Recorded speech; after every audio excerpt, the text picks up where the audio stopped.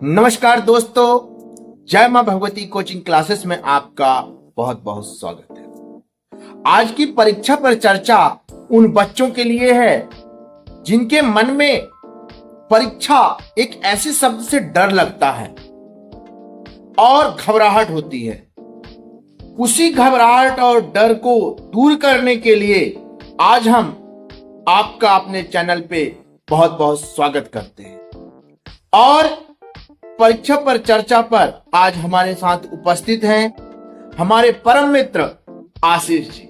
आशीष जी, आपका बहुत बहुत स्वागत है मेरे चैनल पे। आशीष जी, जैसा कि हमने बच्चों को पहले भी बहुत गाइडलाइन किया है परीक्षा से संबंधित, और आज जो है फिर से हम, जैसा कि कक्षा 5वीं से लेके 12वीं तक की सभी की परीक्षाएं 2 महीने बाद होने वाली है और बच्चे परीक्षा से घबराहट भी हो रही। अच्छा, विशेषकर 10वीं और 12वीं के बच्चों के मन में बोर्ड परीक्षा उनका, तो उनको अधिक डर महसूस हो रहा है। तो आशीष जी, मैं उन बच्चों के प्रश्न लेकर आया हूं, कुछ सिलेक्टेड क्वेश्चन लेके आया हूं जो कि उन्होंने मुझसे पूछा और उसका समाधान मैं बोला कि बेटा बताऊंगा, और इस वीडियो के माध्यम से उनका समाधान मैं लेकर आ रहा हूं और आशीष जी आपका समाधान करेंगे। यह वीडियो उन शिक्षकों के लिए भी है, अभिभावकों के लिए भी है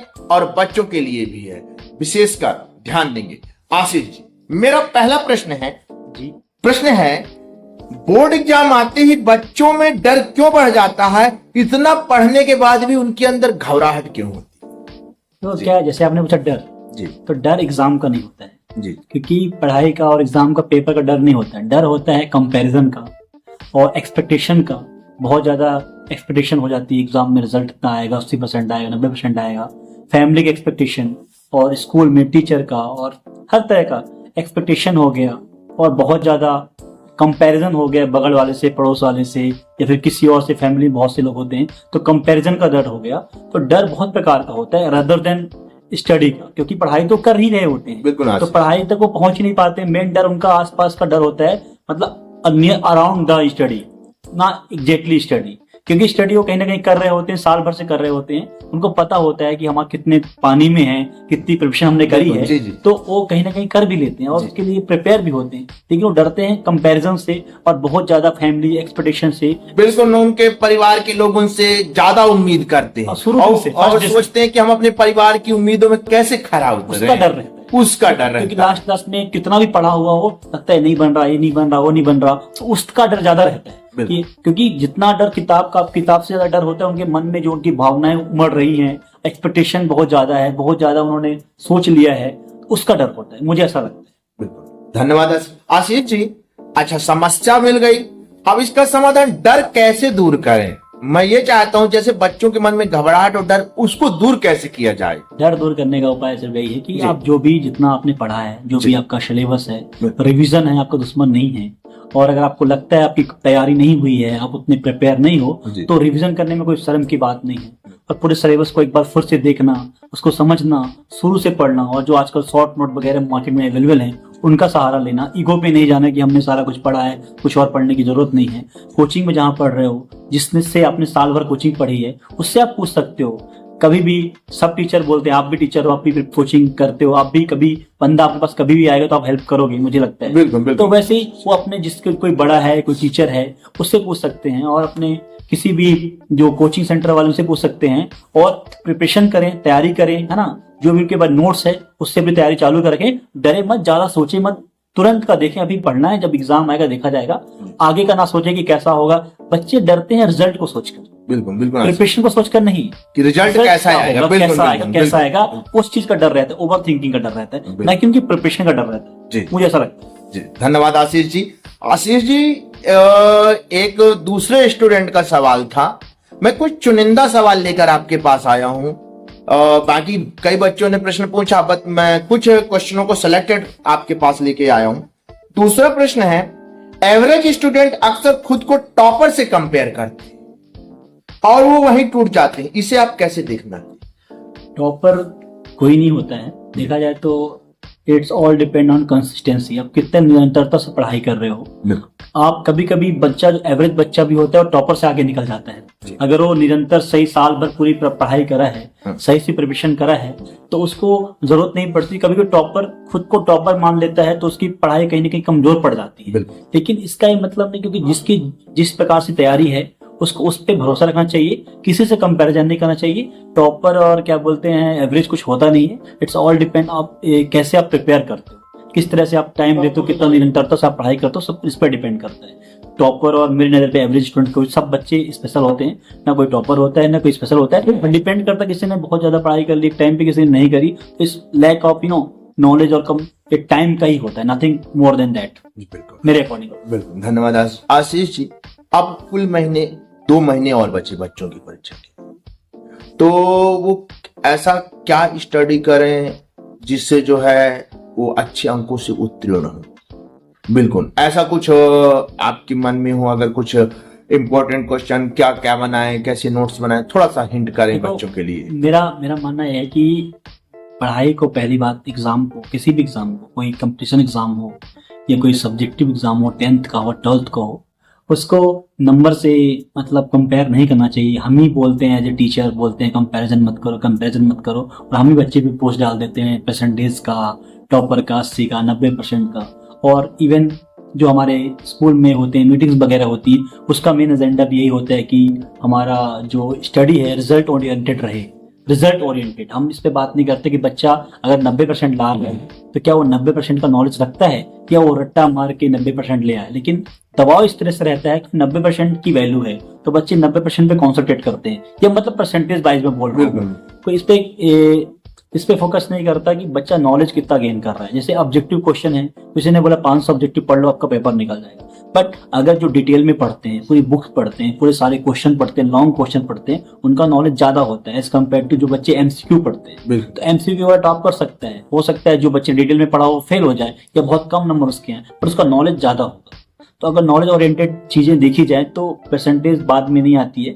बहुत सारे बच्चे ऐसे 90% 95% वाले होते हैं, उनका बेसिक नॉलेज उतना सही नहीं होता नहीं। और कभी कभी बच्चा एवरेज बच्चा होता है, उसका नॉलेज काफी अच्छा होता है क्योंकि उसने डिटेल में पढ़ाई करी होती है। हाँ, सक्सेसफुल भी होता है। बहुत आप देखो जितने बड़े बड़े बहुत सारे आपको एग्जाम्पल मिल जाएंगे, जो एवरेज स्टूडेंट थे वो ज्यादा आगे तक गए, बैक बेंचर जैसे लोग कहते हैं। बिल्कुल, मेरा मानना, I might be wrong, but ज्यादातर यही लोग। अच्छा आशीष जी, इस वीडियो के माध्यम से अभिभावकों को आप क्या संदेश देना चाहेंगे? वो अपने इस परीक्षा के समय पर अपने बच्चों को किस प्रकार से वो जो है सहयोग करें ताकि बच्चे के अंदर से घबराहट, डर दूर हो? किस प्रकार से अभिभावक उनका सहयोग करें? देखो, एक वो छात्र होने से पहले सबसे बड़ी बात मैं बोलना चाहूंगा सारे पेरेंट लोग जो भी देख रहे हैं और जो भी देखेंगे, कि बच्चा जो होता है छात्र होने से पहले आपका बालक है। उसको ये मत सोचो कि यार बस उसको एक रेस में छोड़ दिया है, एक रेस में भाग रहा है और उससे हम उस तरह से एक्सपेक्टेशन की बात कर रहे हैं। और तो मुझे ऐसा लगता है कि बच्चे को पहले आप पेरेंट्स हैं, आपका बेटा है, उसके बाद वो छात्र है या स्टूडेंट है, 10th का 12th का किसी का भी हो सकता है। तो आप उससे हमेशा ये मत पूछिए हो गया क्या, पढ़ लिया क्या, कभी कभी पढ़ाई हो गई क्या, कंप्लीट हो गई क्या। कभी कभी आप उससे वो भी पूछ सकते हो कि तू ठीक है क्या, ना तू सही है क्या, तेरा मेंटल स्टेटस क्या है, क्या टेंशन मत ले, कुछ अगर ऊंच नीच होती है तो हम तेरे साथ हैं। काइंड ऑफ फैमिली को क्या, बच्चे को एक सिक्योर एटमॉस्फेयर चाहिए। बिल्कुल, बच्चे को सिक्योरिटी चाहिए। कभी बहुत सारे मेरे पेरेंट्स मिलते हैं, मुझे भी बहुत सारे पेरेंट्स मिलते हैं, मेरी फैमिली में बहुत सारे, उनसे मैं यही कहता हूँ कि बच्चे को एक सिक्योर एटमॉस्फेयर जरूर देना, क्योंकि कुछ नंबर्स कम आ जाएंगे चल जाएगा, बस वो उसके मन में इतना डर ना रहे कि अपनी उलझने आपसे ना बता पाए, डर जाए, डर के मारे लगा हुआ है, पढ़ाई भी नहीं हो रही, फ्रस्ट्रेट हो रहा है और बहुत ज्यादा डिप्रेशन में चला गया। तो ऐसे माहौल ना पैदा हो। कब नहीं होगा, हम बहुत फ्रेंडली एटमॉस्फेयर बना के रखेंगे, तब हम उसको पढ़ने के लिए बोलेंगे, प्रेरणा देंगे, उसको कोचिंग लगाएंगे, उसको सारा एटमॉस्फेयर क्रिएट उसके लिए मतलब अवेलेबल कराएंगे। लेकिन अगर बच्चा कहीं ना कहीं लो फील कर रहा है तो हमारा दायित्व बनता है पहले उससे बात करें, स्वस्थ है कि नहीं है, सही है कि नहीं है। हमेशा पढ़ाई के बारे में बात ना करें, प्रिपेयर रहे, परीक्षा का उसको डर ना, उसको एक सिक्योर एटमॉस्फेयर देना हमारा काम है। मुझे ऐसा लगता है कि पेरेंट्स को करना चाहिए। ठीक है आशीष जी, एक मेरा अंतिम सवाल है, अगर एग्जाम में उम्मीद के अनुसार रिजल्ट उसका ना आए तो ऐसे समय पर स्टूडेंट को कैसे समझाएं? अपने ईमानदारी से अपने मेहनत पे भरोसा रखें कि मैंने मेहनत करी थी, कहीं ना कहीं मेरी मेहनत में कमी रह गई होगी।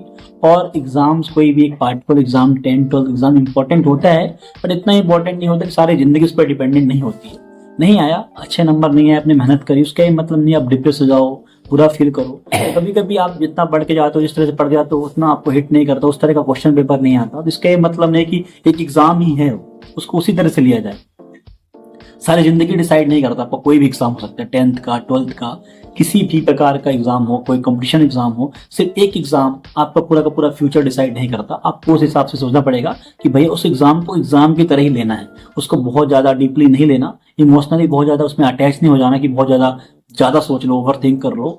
तो आपने मेहनत करी, आपने बहुत मेहनत करी, आपके रिजल्ट उसके कंपैरिजन नहीं आए, कभी कभी आपके अकॉर्डिंग पढ़ाई नहीं हो पाई, कभी कभी रिजल्ट सही नहीं आता, आप नहीं उतना एग्जीक्यूट कर पाए जितना आपने तैयारी करी थी, उस हिसाब से आप एग्जाम में अपीयर नहीं हो पाए। इसके मतलब नहीं कि आप एक दिन खराब गए तो पूरा जिंदगी खराब हो जाएगी, मुझे नहीं लगता ऐसा कुछ।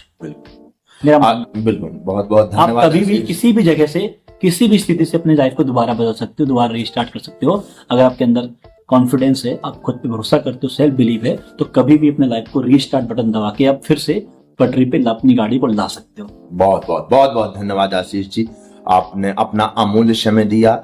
और धन्यवाद आप सभी बच्चों को, अभिभावकों को जो ये वीडियो देख रहे हैं। आशा करूंगा कि आप ये वीडियो को बिना बोले सभी तक शेयर। नेक्स्ट पार्ट पे जो है हम सब्जेक्ट से रिलेटेड बात करेंगे कि कैसे तैयारी करें आप ताकि अच्छे अंक आए आपके। धन्यवाद आशीष जी। मेरा भी एक सजेशन है बच्चों के लिए कि आप पढ़ाई करो और तैयारी करो, जिसे जैसे आपने साल भर पढ़ाई करी उस पर भरोसा रखो, अपने नोट्स पे काम करो, रिवीजन पे काम करो और एक अच्छा पॉजिटिव एटमॉस्फेयर लेके स्टडी करो और definitely will get what kind of result you know wishing for. तो all the very best for your exams. और हम मिलते रहेंगे, और कोई भी क्वेश्चंस हो तो यू कैन कमेंट्स, हम उसका जवाब देने की कोशिश करेंगे। आप कमेंट करेंगे, हम उसका जवाब आपको मिलेगा। और जो हमारे कोचिंग सेंटर्स के बच्चे हैं तो हमसे आगे कोई भी सवाल कभी पूछ सकते हैं, और अनंत सर उनके लिए हमेशा अवेलेबल है। बिल्कुल, आपको जो भी समस्या हो बच्चों, आप प्रश्न हमसे कर सकते हैं। आपके हर प्रश्नों का उत्तर आपको जरूर मिलेगा। और हमारे आशीष सर को बहुत बहुत धन्यवाद जो हमेशा मार्गदर्शन करते हैं। पुराने वीडियो को आप लिंक पर दिए हुए हैं, उनको जो कर टच करके आप लिंक एक बार टच करिए और उन वीडियो को जरूर देखें। शायद उसमें आपके वो प्रश्न छुपे हैं जो आप जानना चाहते हैं। उसमें कुछ पुराने वीडियो पड़े हुए हैं, आप उसे जरूर देखिए। धन्यवाद, फिर मिलते हैं।